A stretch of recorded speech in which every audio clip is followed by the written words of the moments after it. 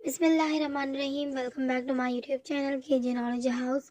This video is about unit number 2, Human Nervous System, Class 8, Science. And we are going to discuss MCQs and short questions.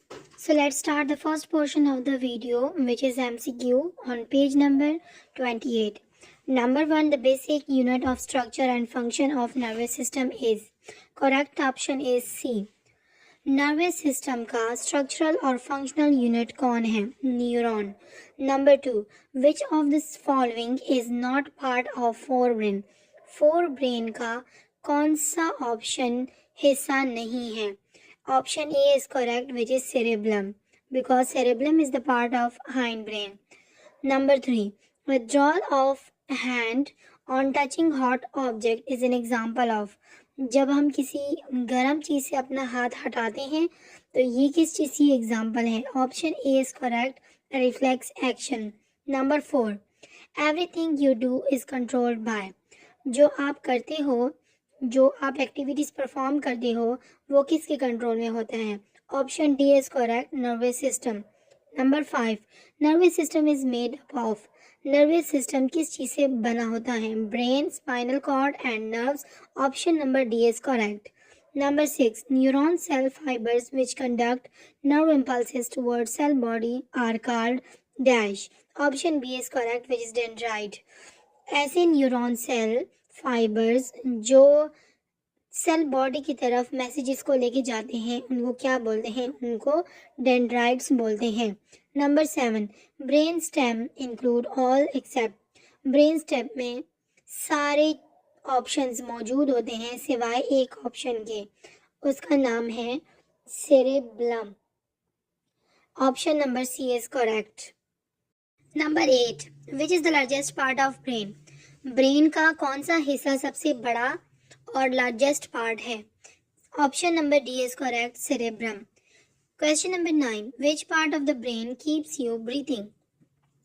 Brain का वो कौन सा part है जो सांस लेने के लिए रिस्पॉन्सिबल होता है? Correct option is medulla oblongata. Option number D is correct. Question number 10, which part of the nervous system will help you to keep balance while riding a bicycle? जब बाईसाइकिल पे आप राइडिंग करते हैं तो उनको balance करने के लिए नर्वस सिस्टम का कौन सा पार्ट रिस्पॉन्सिबल होता है? Option number C, cerebrum is correct. Second portion of the video includes short questions. Let's solve all these questions in detail one by one. Question number 1, name 3 types of neuron and give their function. Neuron के कौन कौन से अकसाम हैं, उनके नाम बताने हैं और उनके फंक्शन भी डिस्क्राइब करने हैं. Answer. Definition, a neuron is the basic structural and functional unit of नर्वस सिस्टम. नर्वस सिस्टम का स्ट्रक्चरल और फंक्शनल यूनिट न्यूरॉन है. यानी कि नर्वस सिस्टम के स्ट्रक्चर को बनाने में और उनके फंक्शंस को परफॉर्म करने के लिए एक यूनिट चाहिए होता है जिसको हम न्यूरॉन बोलते हैं. Types of neuron. न्यूरॉन की अकसाम. On the basis of their function neuron are the 3 types. Functions की बेस पे न्यूरॉन को 3 अकसाम में तकसीम किया गया है. फंक्शंस का मतलब यहाँ पर ये है कि डिफरेंट टाइप्स ऑफ न्यूरॉन कौन कौन से काम करते हैं, कौन कौन से एक्टिविटीज़ को परफॉर्म करते हैं. इस बेसिस पे इनके 3 अकसाम बयान किए गए हैं. A, sensory neuron. B, motor neuron. C, associative and interneuron. Sensory neuron carry nerve impulses from sense organ to the central nervous system. Sense organ से सेंट्रल नर्वस सिस्टम तक मैसेजेस को कैरी करने के लिए सेंसरी न्यूरॉन रिस्पॉन्सिबल होते हैं. Example include ear, eyes, skin, tongue, nose, etcetera. B, motor neuron. Motor neuron takes impulses away from the central nervous system to effector. Motor neuron impulses को लेके जाते हैं सेंट्रल नर्वस सिस्टम से effector की तरफ और ये रिस्पॉन्सिबल होते हैं कि ये सारे मैसेजेस को सेंट्रल नर्वस सिस्टम से इफेक्टर्स तक लेके जाए. Examples include muscles and glands. C. Associative or interneuron. Associative neurons present in the central nervous system link the sensory and motor neuron. Associated neuron motor और sensory neuron के दरमियान में मौजूद होते हैं और जो भी messages sensory neuron sense organ से सेंट्रल नर्वस सिस्टम तक पहुंचा देता है, तो सेंट्रल नर्वस सिस्टम से सेंसरी न्यूरॉन से मोटर न्यूरॉन तक पहुंचाने का काम एसोसिएटेड न्यूरॉन का होता है, यानी कि ये सेंसरी और मोटर न्यूरॉन को लिंक करता है। Functions, they analyse the message for the proper response. इनका फंक्शन ये होता है कि ये प्रॉपर तरीके से मैसेज को एनालाइज करते हैं और उसके बारे में एक अच्छा रिस्पॉन्स को क्रिएट करते हैं। Question number 2. Which receptors and effectors are involved in the reflex actions of? हमारे पास रिफ्लेक्स एक्शंस डिफरेंट गिवन है। 2 रिफ्लेक्स एक्शंस बताए गए हैं ए और बी में। इन दोनों रिफ्लेक्स एक्शंस में कौन कौन से इफेक्टर्स और रिसेप्टर्स इन्वॉल्व हैं, ये हमने बयान करने हैं। A. Blinking of eyes in the light spark. जब लाइट लगती है तो हमारी आइज ब्लिंक करना शुरू कर लेती हैं। तो इनमें रिसेप्टर्स और इफेक्टर्स कौन कौन से हैं? Receptor photo receptor, effectors eyelids. Receptors जो इम्पल्सेस को रिसीव करते हैं और इफेक्टर जो रिस्पॉन्स देते हैं। B. Withdrawal of hand on touching hot object. जब किसी गर्म चीज़ पर हाथ रखा जाता है और फौरन हटा दिया जाता है तो इसमें हमारे पास रिसेप्टर सेंसरी न्यूरॉन्स होते हैं और इफेक्टर मसल्स ऑफ आर्म्स होते हैं। Question number 3. What is the significance of peripheral nervous system? Peripheral nervous system क्या की इम्पोर्टेंस बतानी है या सिग्निफिकेंस बतानी है? तो answer is, as we know that peripheral nervous system consists of spinal cord and neuron, that is sensory motor and interneuron. Sensory neuron receives stimulus and carry it. Interneuron interpret these stimuli and motor neuron carry responses to the effectors. Thus peripheral nervous system perform the important functions in our body.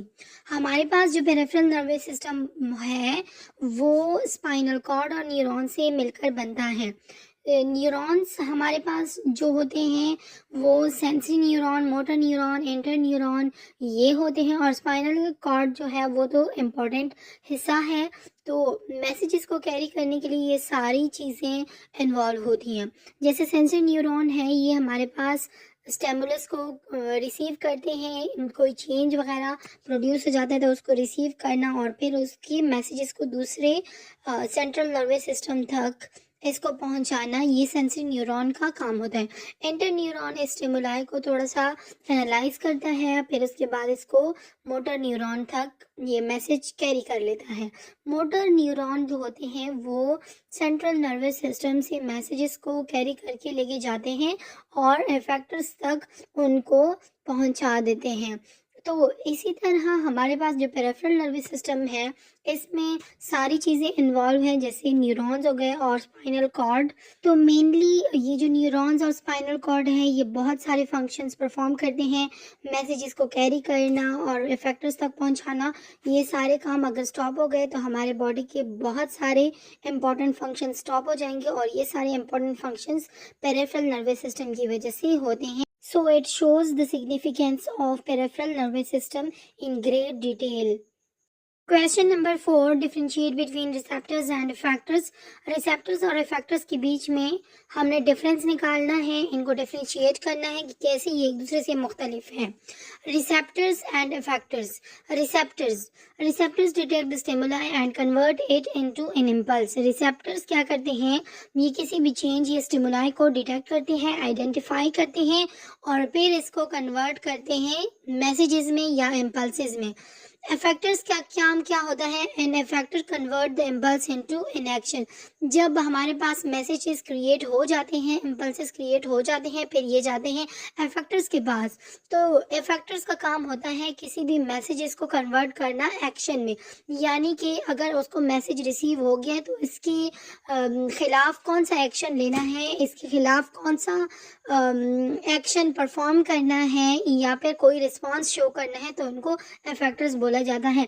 Examples of receptors include chemoreceptors, thermoreceptors. Chemoreceptors detect the presence of chemicals, thermoreceptors detect the changes in the temperature. Chemoreceptor का काम होता है chemicals को detect करना, chemicals को identify करना कि यहाँ पर केमिकल्स मौजूद हैं या नहीं। थर्मोरिसेप्टर्स का काम होता है कि अगर आपके पास कोई चेंज आ जाता है टेम्परेचर में, या बढ़ जाता है टेम्परेचर, या आपके पास कम हो जाता है, तो थर्मोरिसेप्टर उस चेंज को आइडेंटिफाई करता है, डिटेक्ट करता है। इफेक्टर्स की एग्जांपल में हमारे पास आते हैं muscles contracting to move the arm. जब मसल्स हमारे पास कॉन्ट्रैक्ट हो जाते हैं तो इसकी वजह से आर्म्स की मूवमेंट शुरू हो जाती है। Muscle squeezing saliva from the salivary gland, और सलाइवरी ग्लैंड से सलाइवा निकालने के लिए भी मसल्स का इस्तेमाल किया जाता है। तो इसके ज़रिए हम आसानी के साथ एक्शंस को परफॉर्म कर सकते हैं। Question number 5, what is the significance of interneuron? Interneuron की सिग्निफिकेंस बतानी है। Answer, interneurons are the neurons of the central nervous system. Interneurons play a vital role in the integrative process of the nervous system. In reflexes, they coordinate the response of sensory neuron necessary to address a stimulus. Additionally, these are responsible for communicating with the brain of cognition.